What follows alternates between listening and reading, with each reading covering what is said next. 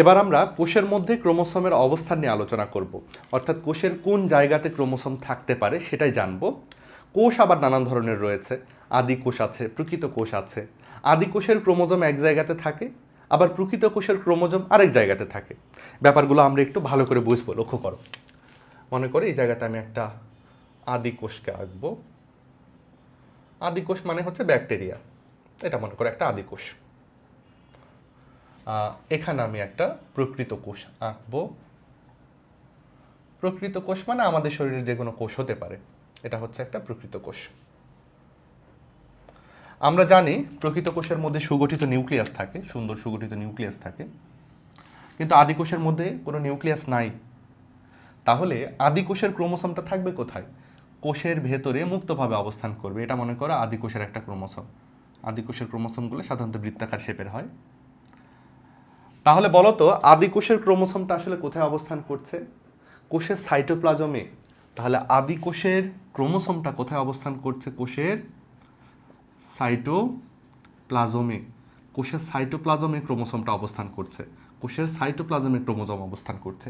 কিন্তু প্রকৃত কোষের ক্রোমোসোমগুলো থাকবে কোথায়? তার নিউক্লিয়াসের ভেতরে। এই যে নিউক্লিয়াস, নিউক্লিয়াসের ভেতরে দেখো ক্রোমোসোম, তাই না? এখানে হচ্ছে নিউক্লিয়াসে।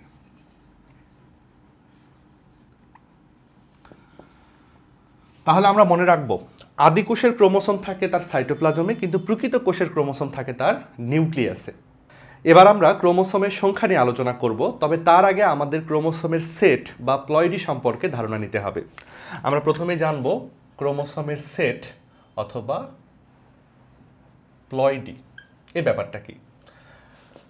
ক্রোমোসোম সেট সেট করে অবস্থান করে। মনে করো কোনো কোষের মধ্যে এ, বি, সি, ডি এবং ই, এই কয়টা ক্রোমোসোম আছে। এই 5টা ক্রোমোসোমকে মনে করি একটা সেট বা একটা প্লয়েডি। আবার কোনো কোষের মধ্যে ক্রোমোসোম রয়েছে এরকম 2টা এ, 2টা বি, 2টা সি, 2টা ডি, 2টা ই। তাহলে দেখো এই কোষের ক্রোমোসোম এবং এই কোষের ক্রোমোসোম সংখ্যার সেট কিন্তু একটু আলাদা। এখানে 1 সেট ক্রোমোসোম রয়েছে আর এখানে কিন্তু 2 সেট ক্রোমোসোম রয়েছে। আবার এরকমও হতে পারে 3টা এ, 3টা বি, 3টা সি, 3টা ডি, 3টা ই।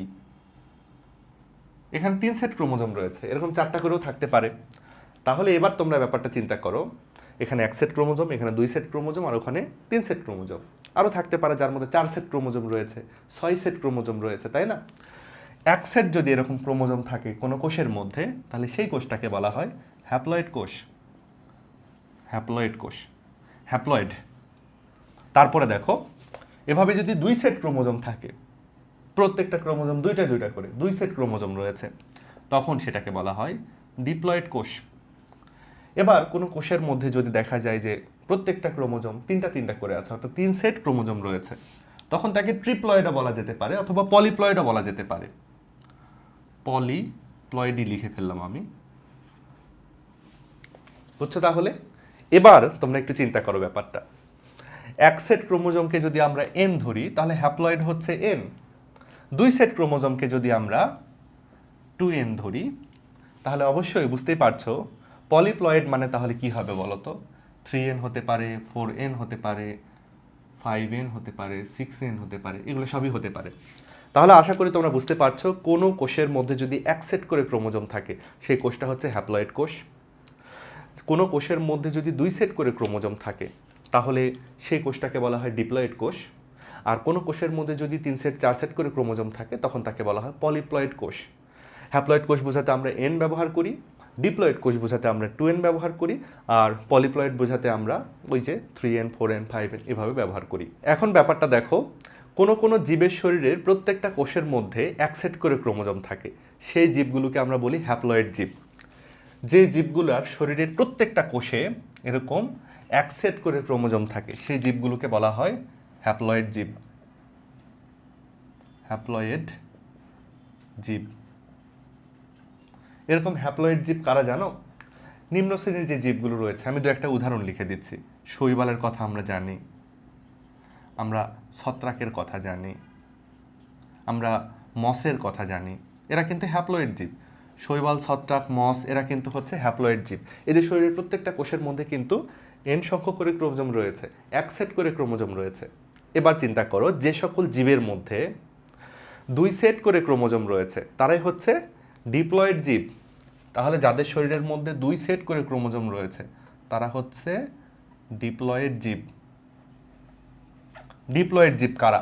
অবশ্যই আমরা উন্নত গাছের কথা বলতে পারি, মানুষের কথা বলতে পারি, তাই না?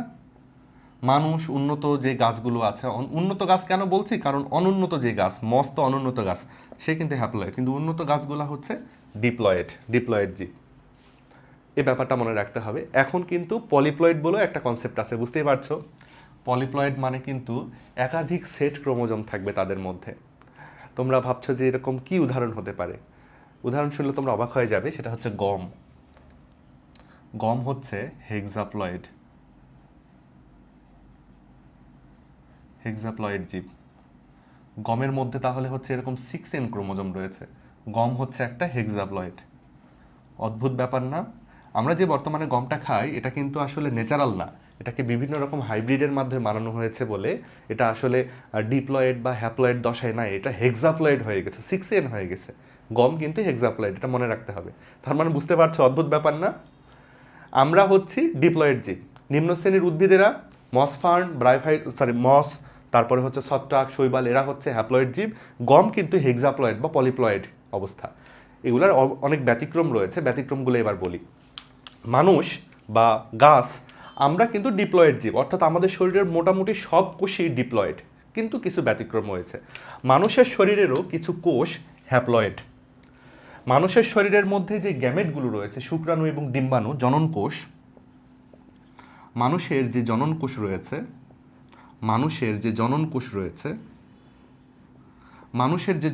রয়েছে, তারা কিন্তু হ্যাপ্লয়েড। জনন কোষ 2 ধরনের, কে? শুক্রাণু এবং ডিম্বাণু।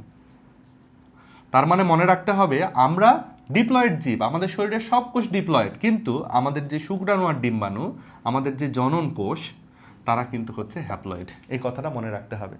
এদিকে আমরা দেখতে পাচ্ছি যে শৈবাল এবং ছত্রাক তারা কিন্তু হ্যাপ্লয়েড, কিন্তু শৈবাল ছত্রাক যখন নিষেক করে ফেলে, অর্থাৎ তাদের যখন ফার্টিলাইজেশন হয়, তাদের যে জাইগোটটা তৈরি হয়, জাইগোট কিন্তু আবার ডিপ্লয়েড। এগুলো পরে বিস্তারিত জানা যাবে, আপাতত শুধু একটু মুখস্থর মতো করে বলে রাখি। শৈবাল বা ছত্রাকের আমি উদাহরণ এভাবে লিখতে পারি, শৈবালের জাইগোট। শৈবালের জাইগোট কিন্তু আবার ডিপ্লয়েড। অদ্ভুত ব্যাপার না? শৈবাল হ্যাপ্লয়েড, কিন্তু শৈবালের জাইগোট কিন্তু ডিপ্লয়েড। এটা মনে রাখতে হবে আমাদের, মনে রাখতে হবে। তারপরে দেখো, আমরা মানুষেরা অথবা গাছেরা আমরা কিন্তু ডিপ্লয়েড, কিন্তু গাছেরই আবার শস্য তৈরি হয়, এন্ডোস্পার্ম বা শস্য। গাছের এন্ডোস্পার্ম বা শস্য তৈরি হয়, সেই শস্যটা কিন্তু আবার ট্রিপ্লয়েড হয়, পলিপ্লয়েডে চলে যায়। গাছের শস্য কিন্তু আবার ট্রিপ্লয়েড। গাছের এন্ডোস্পার্ম বা শস্য ট্রিপ্লয়েড, 3N সংখ্যক ক্রোমোজোম বিশিষ্ট।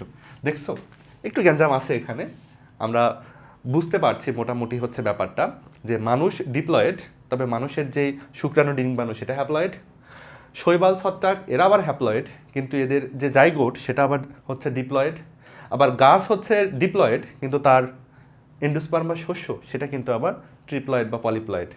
একটু গ্যাঞ্জাম আছে, মাথায় রাখতে হবে। তবে তোমরা এই জিনিসটা ভালো করে মনে রেখো, 2N, বেশিরভাগ জীবই এরকম 2N, বেশিরভাগ মানে মোটামুটি সবাই।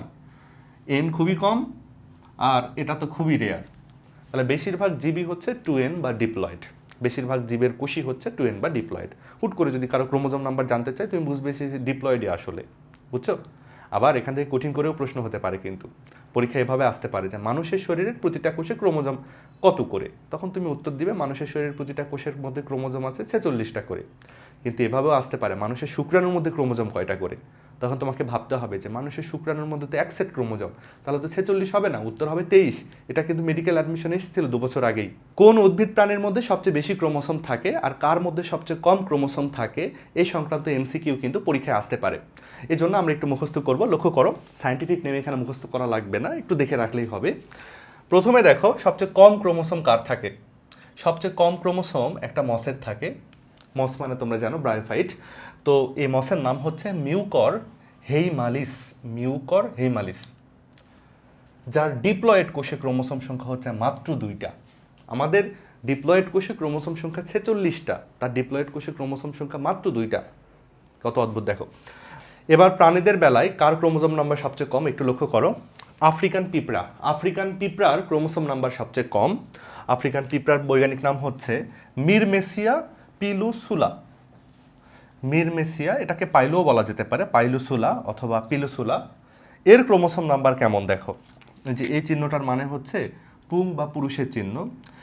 এই পিঁপড়ার পুরুষ সদস্যদের ক্রোমোসোম সংখ্যা মাত্র 1টা এবং স্ত্রী সদস্যদের ক্রোমোসোম সংখ্যা হচ্ছে 2টা। তার মানে আমরা মনে রাখবো আফ্রিকান পিঁপড়া বা মিরমেসিয়া পিলুসুলা এর পুরুষ সদস্যদের ক্রোমোসোম সংখ্যা মাত্র 1টা এবং স্ত্রী সদস্যদের ক্রোমোসোম সংখ্যা 2টা। তারপরে দেখো গোলকৃমি, এটাকে আসলে হচ্ছে রেগুলার চিন্তা করা হয় না, এটা একটু অস্বাভাবিক ঘটনা। গোলকৃমির ক্রোমোসোম নাম্বারটাকেই সবচেয়ে কম চিন্তা করা হয়। দেখো ডিপ্লয়েড কোষ বিশিষ্ট কোনো কোষে সবচেয়ে কম ক্রোমোসোম কিন্তু হচ্ছে এই গোলকৃমির। গোলকৃমির বৈজ্ঞানিক নাম তোমরা জানো, অ্যাসকারিস। অ্যাসকারিস, এখানে লেখা আছে সেফালা, অ্যাসকারিস মেগালোসেফালা। এর ক্রোমোসোম নাম্বার হচ্ছে মাত্র 2টা। এর ডিপ্লয়েড কোষের ক্রোমোসোম সংখ্যা মাত্র 2টা, এটা আমাদের মনে রাখতে হবে। তাহলে দেখো আমরা যদি উদ্ভিদের ব্যাপারে বিবেচনা করি, সবচেয়ে কম ক্রোমোসোম 2টা অথবা 4টা, 2টা আছে মশে এবং 4টা আছে সপুষ্পক উদ্ভিদে। আর প্রাণীদের বেলায় সবচেয়ে কম ক্রোমোসোম হচ্ছে গোলকৃমির, মাত্র 2টা। এটা অনেকবার পরীক্ষায় এসছে, গোলকৃমির ক্রোমোসোম সংখ্যা কত, 2। তোমরা উত্তর দিয়ে দিও, বৈজ্ঞানিক নাম তো অন্য অধ্যায়ে পড়াই লাগে এটা। এবার ক্রোমোসোম নাম্বার সবচেয়ে বেশি কার? ক্রোমোসোম নাম্বার সবচেয়ে বেশি হচ্ছে একটা ফার্নের, যার ক্রোমোসোম নাম্বার হচ্ছে 1260। তার ডিপ্লয়েড কোষে ক্রোমোসোম নাম্বার হচ্ছে 1260। বৈজ্ঞানিক নাম হচ্ছে ওফিওগ্লোসাম, ওফিওগ্লোসাম রেটিকুলাটাম, ওফিওগ্লোসাম রেটিকুলাটাম। ওফিওগ্লোসাম রেটিকুলাটামের ক্রোমোসোম সংখ্যা 1260টি ফার্নের। কিন্তু সপুষ্পক উদ্ভিদ হিসেবে সবচেয়ে বেশি ক্রোমোসোম রয়েছে একটা গাছের, যার নাম হলো পোয়া লিটারোসা। পোয়া লিটারোসা, পোয়া লিটারোসা, পোয়া লিটারোসা। এর ডিপ্লয়েড কোষে ক্রোমোসোম নাম্বার দেখো 506 থেকে 530টা পর্যন্ত হতে পারে। তাহলে এই ফার্নের কিন্তু অনেক বেশি ক্রোমোসোম। এবং প্রাণীদের বেলায় যদি আমরা চিন্তা করি কোন প্রাণীর ক্রোমোসোম নাম্বার সবচেয়ে বেশি, এক ধরনের প্রোটোজোয়া, এক ধরনের প্রোটোজোয়া, যার বৈজ্ঞানিক নাম হচ্ছে অলাকান্তা, অলাকান্থা। অলাকান্থা এর ক্রোমোসোম নাম্বার হচ্ছে 16টি। তার ডিপ্লয়েড কোষে ক্রোমোসোম নাম্বার হচ্ছে 16টি। অলাকান্থা নামের একটা প্রোটোজোয়ার ডিপ্লয়েড কোষে ক্রোমোসোম নাম্বার হচ্ছে 16টি। সব মুখস্থ করা লাগবে না আমাদের, আমরা এইটার কথা মনে রাখবো। আমরা হচ্ছে এই দুজনের কথা মাথায় রাখবো, এটার কথা মাথায় রাখবো এবং এটার কথা মাথায় রাখবো। বাদ বাকিগুলো সাধারণত পরীক্ষা আসে না। সবচেয়ে বেশি ক্রোমোসোম কার? আমরা মনে রাখবো একটা প্রোটোজোয়ার, যার নাম হলো অলাকান্থা, 16টি। আর সবচেয়ে কম ক্রোমোসোম নাম্বার কার? একটা গোলকৃমির, যার নাম হলো অ্যাসকারিস। কয়টা ক্রোমোসোম? মাত্র 2টা। ঠিক আছে, অন্যগুলো খুব একটা আসে না। এবার আমরা ক্রোমোসোমের আকার নিয়ে আলোচনা করব। মাথায় রাখতে হবে ক্রোমোসোমের কোনো নির্দিষ্ট আকার থাকে না, বিভিন্ন অবস্থায় ক্রোমোসোমের আকার বিভিন্ন রকম হয়। কোষ বিভাজনের শুরুতে অর্থাৎ প্রোফেজ ধাপে ক্রোমোসোম সবচেয়ে বড় থাকে। আস্তে আস্তে যত সময় যায় মেটাফেজ ধাপে গিয়ে দেখা যায় ক্রোমোসোম সবচেয়ে বেশি খাটো এবং মোটা হয় এবং মাইক্রোস্কোপে সবচেয়ে ভালো করে দৃশ্যমান হয়। আমরা এই কথাটা খুব ভালো করে মনে রাখবো। মেটাফেজ দশায়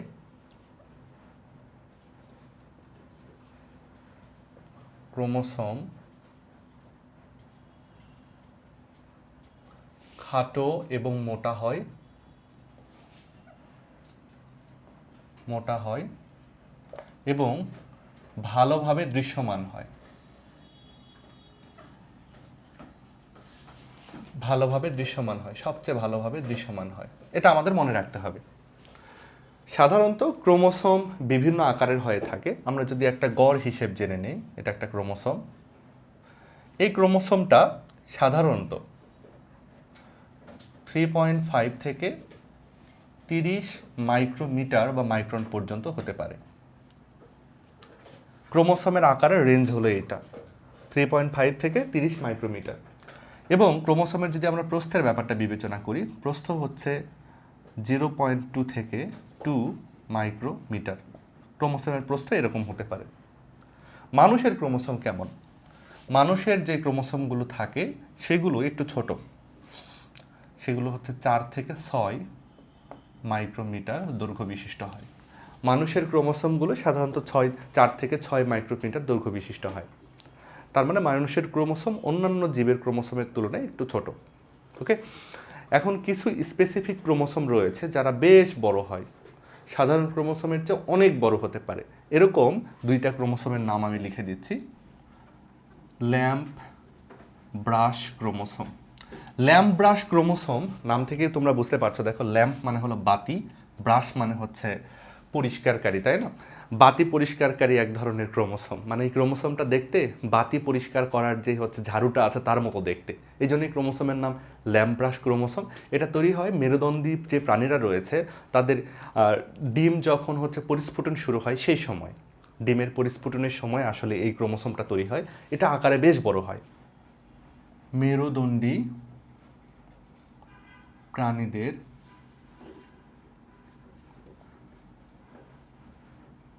ডিম্বাণুর পরিস্ফুটনের সময়,